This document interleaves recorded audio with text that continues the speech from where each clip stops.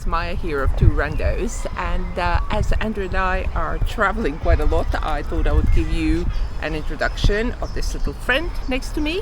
We're at the moment in Staffordshire. It's mid-May, back in England. It's a beautiful sunny day, which gave me an opportunity to wear one of my knitting projects, and that inspired me to talk a little bit about Knit Your Way to Happiness as a part of our Two Randos channel, our series on knitting your way to happiness, or how knitting can help you with your mental health, also upping your skills. So this program is directed towards people who already know basic knitting, as I did.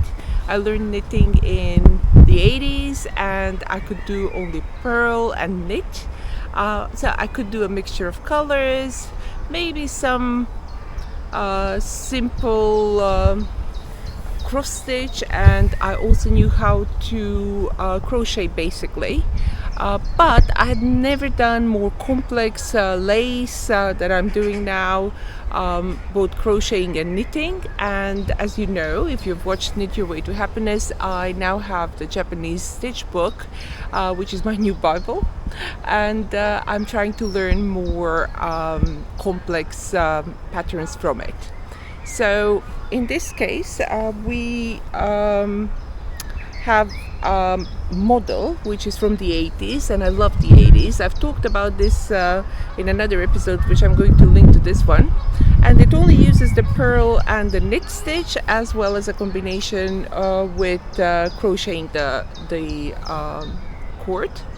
So I will show you the tools that I use and the inspiration, and how I've moved up in the last year and a half since I've restarted my passion for knitting. Today I'm talking about 4 projects and the tools that I use to create them. The pullover that I'm wearing is knitted with size 4 knitting needles, and the shoulder cord is made with the size 3 crocheting needles. I do have a bunch of knitting needles that was gifted to me, varying in size between 3 and 6 millimeters. I have a lot of half sizes, but I mostly use the 3.5, 4 and 4.5 millimeter needles for my projects. So I'd recommend not buying a full set of needles going up to 10 millimeters, because you will rarely use them for clothing items or accessories. If you, however, want to knit chunky blankets or jumpers, you may need some of the larger size needles.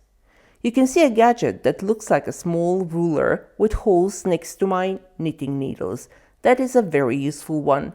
In the UK and the United States, there are different knitting needle sizes, so this device helps you check the size of your needles if the numbers have rubbed off. I use millimeters as I'm educated in the metric system. You may be using something else.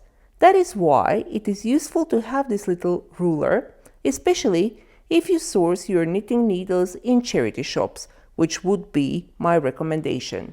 This ruler gives you the knitting gauge in inches and in centimeters.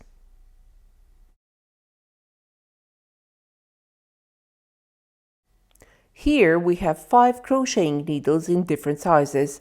I have mainly used the 2 smaller ones, size 2.5 and 3 millimeters. I do, however, use an additional 1 millimeter needle when I do more delicate projects. The first item is the beige triangular scarf with tassels.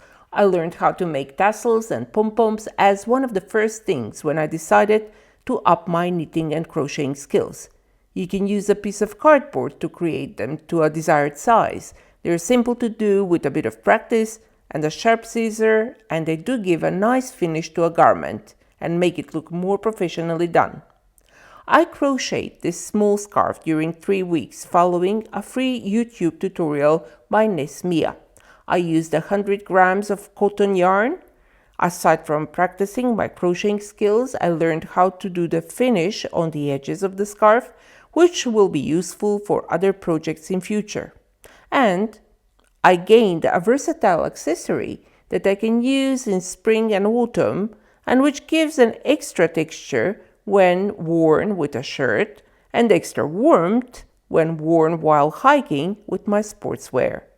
I was crocheting this during our winter trip to the Azores. It's a nice little project that you can take traveling with you anywhere.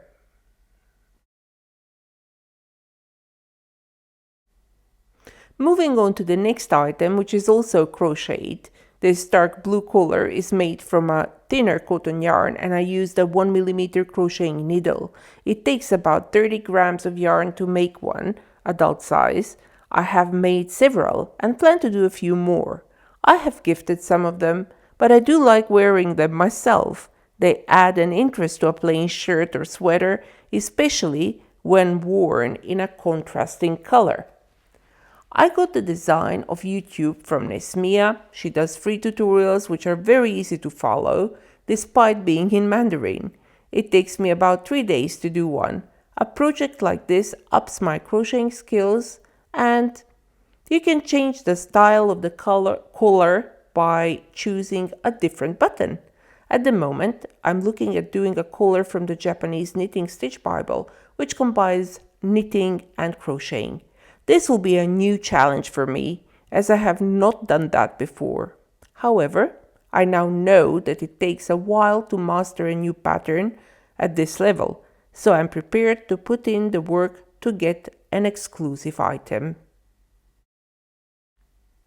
That leads me to the third project that I would like to discuss today, and this one is a knitting one. I got the free pattern from Airy of Palmieri Arts and Crafts YouTube channel, which I'm very grateful for. I will reference her channel in the description. I'm mentioning that all these patterns are free because when you start trying to up your skills, you may want some free samples to see if you actually enjoy doing more complex knitting projects. I do buy books and patterns, especially from less known designers, because I appreciate their work. But you can also buy a pattern from a charity shop for 50 pence and equally enjoy the knitting project. We all have different budgets and interests, so I'd be the last person to recommend ultra expensive yarns and designers who are in fashion at the moment. My commitment to you, my viewer, is to show you alternatives in sourcing natural yarns, to show you my mistakes so you don't repeat them, and to encourage you to go on your own individual knitting journey, just like I did. Like in traveling, I really do like going off the beaten track, and this is something that Andrew enjoys too. Back to this beautiful salmon pink scarf, which is knitted in a 70% cotton and 30% viscose yarn with 4mm needles. The scarf is cast on 90 stitches, so it's 40 centimeters wide and 140 centimeters long. It's not huge by any standards, and it took me about 4 weeks to complete. It is intended to be worn in spring or on a cool summer evening. It has a wow factor, as it's obvious that it's handcrafted, and both the color and the pattern draw the eye. It inspired me to finally buy the Japanese Knitting Stitch Bible, where I've seen a similar pattern. In terms of learning, it certainly taught me patience.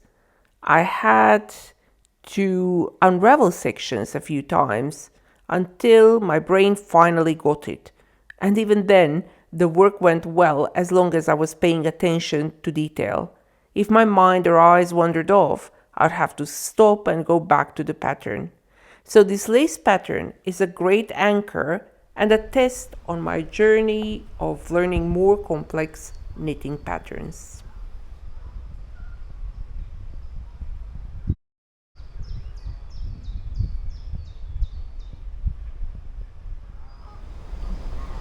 These are my main tools for knitting and crocheting, and I would recommend that you get them as you develop your skills.